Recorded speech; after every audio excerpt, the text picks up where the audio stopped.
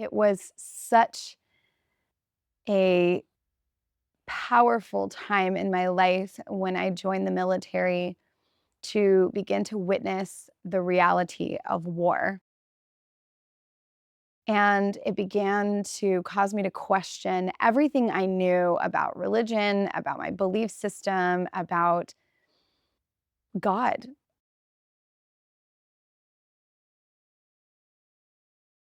Right out of the Naval Academy, I was assigned to a unit that took me to Afghanistan for my first deployment.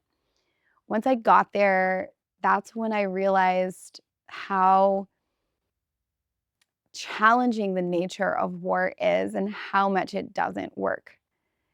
And it began to cause me to question everything I knew about religion, about my belief system, about God, and even the existence of God. I was like, how in the world could some bigger thing, like the one that I learned growing up in the Methodist church and the Baptist church, how could that being allow this to happen, allow us to treat each other this way? I found myself in this place of post-trauma, of hyper anxiety, of just living in fear, of hypervigilance, of literally waking up in the middle of the night with nightmares, and also loud noises causing me to jump and be afraid. And simultaneously, I was watching my younger sister, who I love dearly, battle this challenge with addiction and borderline personality disorder that was causing her to have suicidal ideations and ultimately a couple years of very serious suicidal attempts. She even managed to stop her heart a couple of times and they had to revive her. I got out of the military after 2 deployments to Afghanistan. That was enough for me. So what I did was what any transitioning military member does, is just focus on the next mission. And that process of jumping into my next mission led me to the corporate world. It led me to the tech industry, which led me to San Francisco and to a whole community of people, burners, as they say, people who go to festivals and Burning Man, who recreationally work with plant medicine. And I was working for some of the top executives, Mark Zuckerberg and Sheryl Sandberg at Facebook. And I had this fancy job that I got right out of the military in a very surreal way, thinking that I was on top of the world. And I began to work with these medicines.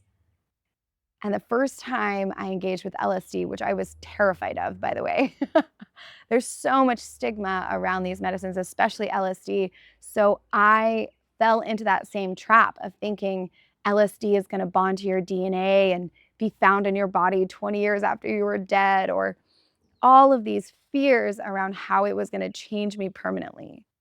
What I didn't know was that I actually wanted to be changed by LSD.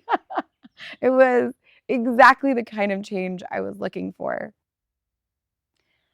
But I remember my first journey, my first trip with LSD, and I was out in this gorgeous valley in California, and I looked across the river and I saw a mountainside full of trees, and I watched them breathe.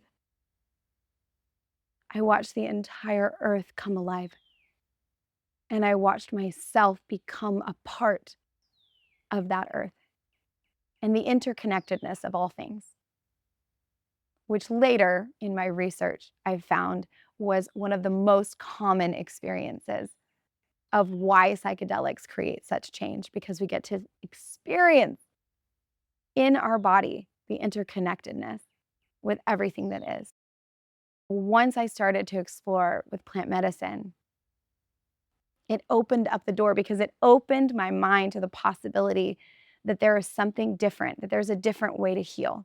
And I knew that the military, if I went to them, if I went to any healthcare system, all they were going to do was give me medicine, medication to numb me, to stop the feelings. That's not what I wanted. I just wanted to continue to dissolve all of the things that were harming me and really change. And that's when I began to explore with different plant medicines. So I sat with LSD, MDMA, psilocybin, and I finally did a ceremonial experience with Bufo, 5-MeO-DMT. So I'm sitting on the side of a mountain in California, meditating, because that's what the medicine told me to do.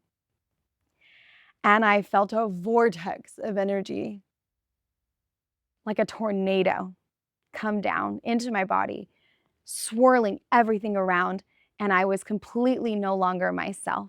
This was the ego death.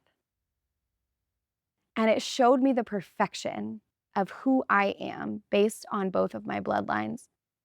It showed me every person that had come together to make me and why I am exactly who I should be and why it's so important that I step into my purpose in a completely new way. And it said, Susanna, you do healing work. So maybe stop doing all these other things. Stop working in the corporate world. You are a healer, which means you just reflect back to people how they can heal themselves.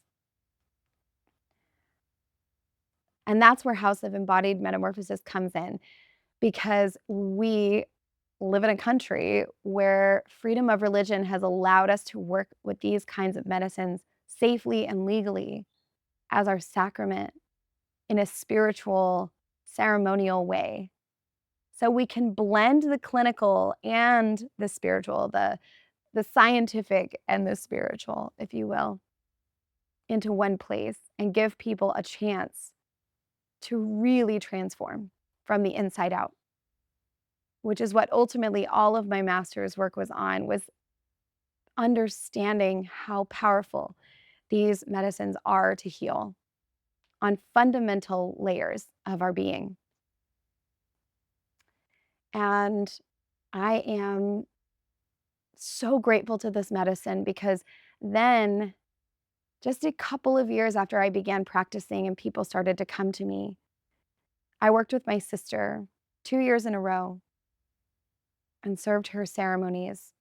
And after the second ceremony, when she was in the depths of darkness and she had managed to stop her heart several times through suicide attempts, afterward, she looked at me and she said, I choose life. And she stopped attempting suicide completely. And that warmed my heart, because I could not have imagined living this life without her. And my mother has been healed, and my family system has been healed, and the same thing for my whole team and my co-founders, all of our families. And what we saw was a rippling out into the community of healing, of activation, of spiritual connection, of a reclaiming of their individual connection with source or God or universe, whatever they believed. And that's why we do what we do, because we believe in decentralized spirituality. We believe in the power of the individual to heal themselves, and that your healing is my healing, is our healing.